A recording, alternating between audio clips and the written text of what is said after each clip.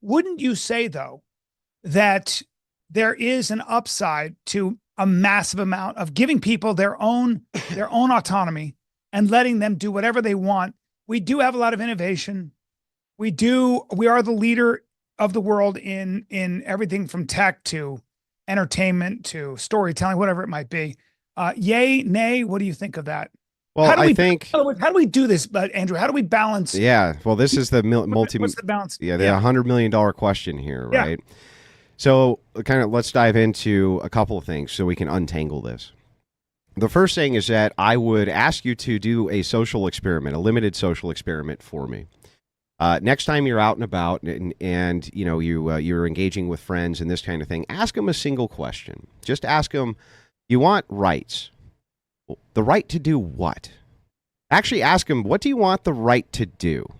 And here's what the kind of answers will be. I want to be able to go to work. I want to be able to raise my family. I want to be able to. Well, okay, you can do those things essentially anywhere, right? What do you want actual rights for? What are they there for you to actually do and accomplish? Most people have no idea. They've never even been asked what they want rights for in the first place. Now, the thing that's interesting here is that I do think you are correct in the idea that having kind of a free speech doctrine, that seems to be a pretty good idea for society. Having the right to own guns, that seems to be a pretty good idea for society. There are some things here which, of course, don't violate Christian ethics whatsoever. Mostly the original 10 Amendments, they don't really have any violation in Christian ethics at all. But then we expand, right? This is the problem, is once we start to expand. Well, now we have universal suffrage. Universal suffrage is a terrible idea, not just because women can vote, but because if everybody votes, right, why should an 18-year-old girl who's on OnlyFans, who's getting gangbanged at night, cancel out your vote, dude? That's the dumbest system I've ever heard in my life. It's the stupidest thing that I've ever heard in my life. The answer would probably be that they know what's best for them. They know, well, the idea would be, again, we're back to, it's not for you to, intelligence might be compartmentalized. She may know things that you don't know. It's hard to start parsing that, right? You can give everybody a literacy test. You can give them a rudimentary understanding of, can you locate the United States on a map and all these things.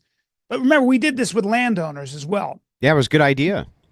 The founders didn't like universal suffrage. That's why they didn't give out universal suffrage, for a reason. They were terrified. It's a terrible system. It's always been a terrible system.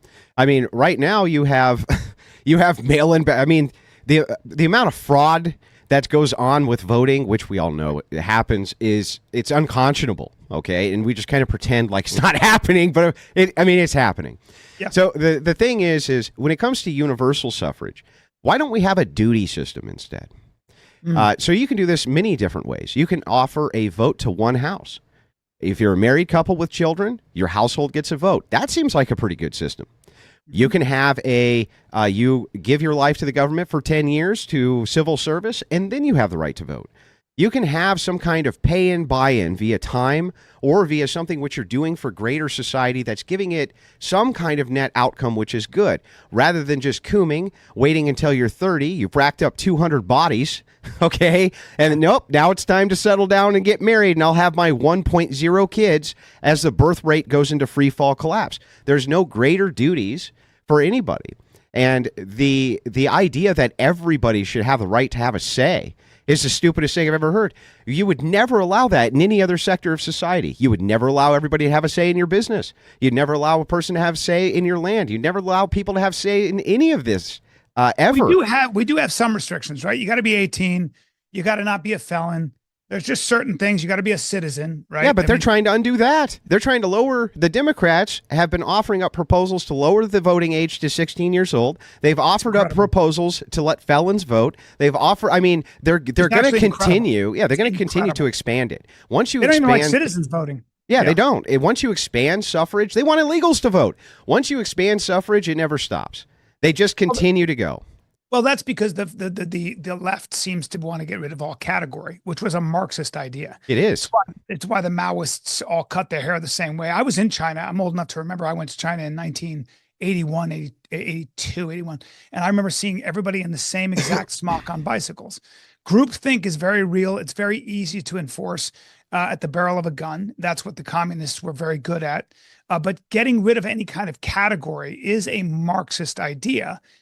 Because then you can't discriminate against anybody. It was what Derrida's idea was behind non-binary. Interchangeable widgets is what you're talking about. All humans are interchangeable widgets from each according to what they could do and to each according to what they need, right? That's the paraphrase, but it's essentially the idea of the interchangeable widget, which is man.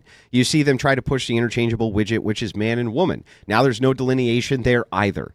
Using the greatest continuum fallacy that I've ever seen in my life, leftists have been advocating that because you cannot draw an exact distinction, the point in which man becomes woman and woman becomes man, they're not any longer in separate categories. That's the most insane shit I've ever heard in my life. Insane. And there's a fallacy for this. It's called the continuum fallacy. It's a fallacious form of argumentation.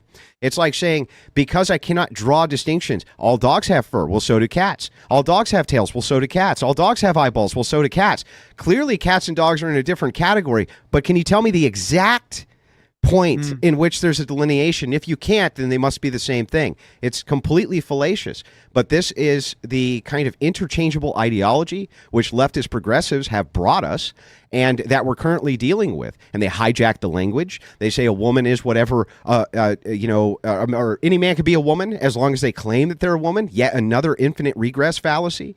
Over and over and over again, through hijacking the language, they despoil what we know to be truth because we can observe it. We can clearly see that transgenders are not the sex that they're claiming to be. We can see it with our own eyeballs. And yet somehow a huge swath of the voters are able to be convinced, mostly women, that we can eliminate the category and just fucking pretend it's true. And we think this is a good idea. This is a terrible idea. This is universal suffrage has to be rolled back. Eventually it's going to happen anyway. There's no way around it. You think it's going to happen anyway? Yeah, I don't think that. I think that when we enter into the next 150 years and we start seeing the decimation from the population collapses globally, and this is a big problem.